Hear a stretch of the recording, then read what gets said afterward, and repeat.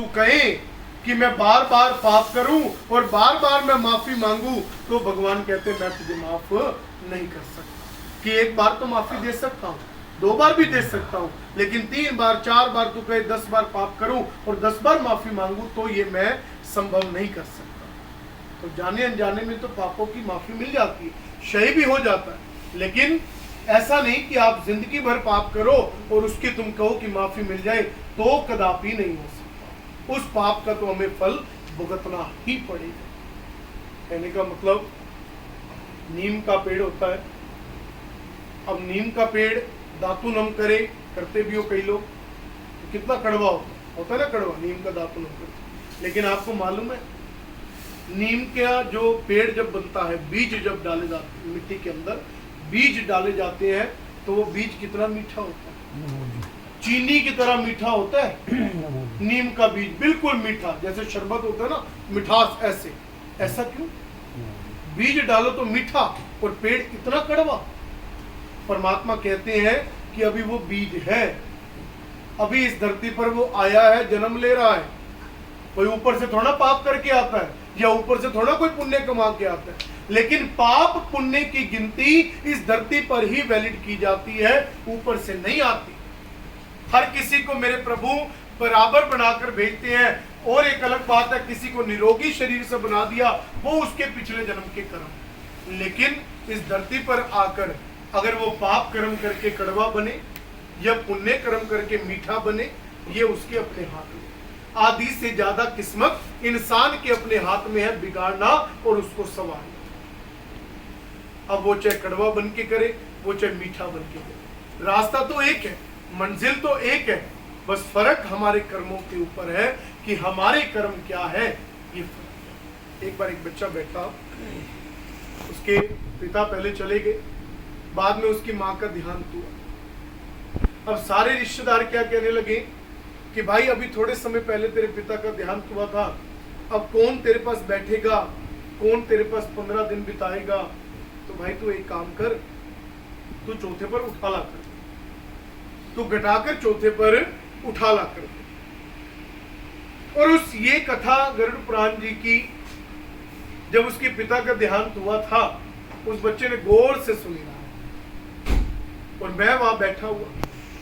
उस बच्चे ने मुझे कहा कि पंडित जी, ये मेरे मामा है, ये मेरे ताया है, जो भी रिश्तेदार वहां बैठे थे, ये मेरे मासड़ है, XYZ, जो भी है, नाम किसी का क्या नहीं, कि ये सब मेरे रिश्तेदार हैं। अब आप मुझे बताओ कि मेरी माँ की मृत्यु हुई है या मेरे पिता की मृत्यु हुई है, तो इन सबका बैठना जरूरी है या मेरा बैठना जरूरी है? तो आपका बैठना जरूरी है। इन सबका तो साथ होता है कि सहारा देखो, दुखित समय में कोई सुख में साथ दे या ना दे, चल जाता है, लेकिन दुख में अगर कोई साथ ना दे तो वो मनुष्य नहीं कहलाता। मेरी वाणी में तो हो सकता है मैं गलत भी हूँ, लेकिन पुराण की वाणी भी ठीक कहती है और मैं भी ठीक कहती हूँ कि दुख में अगर कोई साथ नहीं देता ना, तो वो मानव नहीं कहलाता, वो मनुष्य नहीं कहलाता। अगर किसी के दुख में वो दुखी नहीं है। और आपको पता है परमात्मा क्या कहते हैं कि अगर किसी के सुख में सुखी ना होकर, किसी के दुख में दुखी ना होकर अगर तुम जीवन बिता रहे हो, तो आप नरक के गामी हो, नरक की योनि प्राप्त होगी अगर आपको कि दुख में हम दुखी नहीं होते। मान लो किसी के घर में सुख का माहौल है, खुशी आई, और आप अपितु ये कह रहे हो कि भगवान ने इसको खुशी क्यों दी, भगवान ने इसको सुख क्यों दिया। भगवान कहते हैं आप नरक के गामी हो अगर ऐसा करो। और अगर किसी के घर में दुख आया है, वो दुखित है, वो पीड़ित है, उसके परिवार में दुख आया है, संकट आया है, उसे देखकर खुश होना कि भाई इसके घर में तो दुख आया तो मैं बड़ा खुश हूं। भगवान कहते हैं ऐसे लोग नरक योनि के अंदर जाते हैं और कभी छुटकारा नहीं मिलता उनको। इसलिए सुख में सुखी रहकर और दुख में दुखित रहकर जो मनुष्य चलता है वही मानव का रूप कहलाता है। ये मेरे परमात्मा।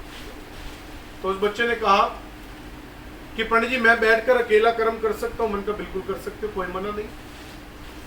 कि अगर एक पुत्र अकेला बैठकर भी अपने माता पिता का कर्म करता है ना, तब भी मेरे परमात्मा कह रहे हैं कि उसके माँ बाप को मोक्ष गति मिल जाती है, गति मिल जाती है। लेकिन बेहतर है कि हम सब साथ खड़े हैं तो परिवार को भी सहारा, एक हिम्मत। अभी बात कर रहा था मैं हिम्मत कैसे मिलेगी?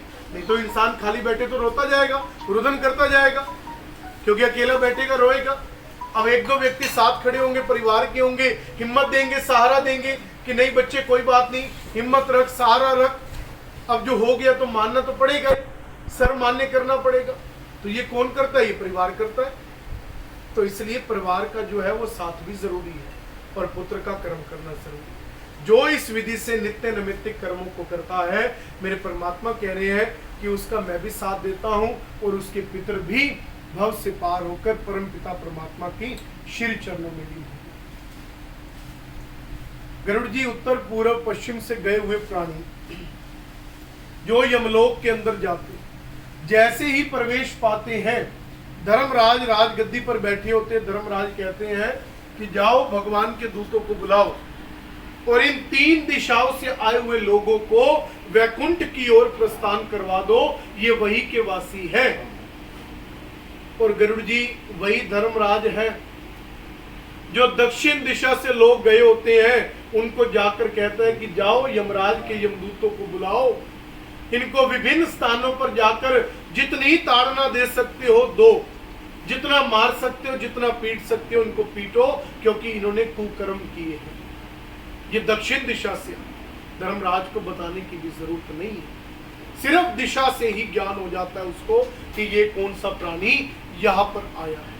इतने पुण्य और पाप कर्म के अंदर पूरा अंतर है, जिसको धर्मराज भी अमल करे, धर्मराज भी माने, तो हम क्यों ना। इस बात को आपको मानना पड़ेगा, नियम भी निभाना पड़ेगा, करना भी पड़ेगा। तो आत्मा तो वापिस उस शरीर से नहीं बनेगी, आत्मा तो है ही अजर अमर, लेकिन शरीर नहीं बनेगा। अब वो शरीर यादें रह जाएगी, एक तस्वीर रूपी याद है वही रह जाएगी जो हमारे पास है, जिससे हम सहारा हिम्मत अपने आप को बांधेंगे और जीवन तो आगे बढ़ाना ही पड़ेगा। उनके दिखाए मार्ग पर चलना पड़ेगा, उनके दिखाए कदमों पर चलना पड़ेगा। ये सारी चीजें नियम अनुसार हमको निभानी पड़ेगी, तब जाके परमात्मा कहते हैं कि ऊपर बैठे हुए वो भी इंसान मन से सुखी रहेंगे कि देख मेरे बच्चे मेरे दिखाए मार्ग पर चल रहे हैं, मेरा परिवार मेरे दिखाए हुए रास्ते पर आगे बढ़ रहा है और मेरे सदगमों पर चलकर नित्य नियम को निभा रहे हैं। तो उनकी आत्मा भी ऊपर बैठे हुए एक प्रसन्नित का रूप ले जाएगी, भाव का रूप ले जाएगी। और मैं बता नहीं सकता उस परिवार को, उस बच्चे को कितना आशीर्वाद प्रदान करेगी, ये मैं बखान नहीं कर सकता और ना ही कोई पुराण बखान कर सकता है उस आत्मा का कितना आशीर्वाद उनको प्राप्त हो। अब ये फैसला इंसान के अपने हाथ में। परसों मैंने पूर्व ये बात बताई आपको, कथा कि परसों इस बच्चे के सिर के ऊपर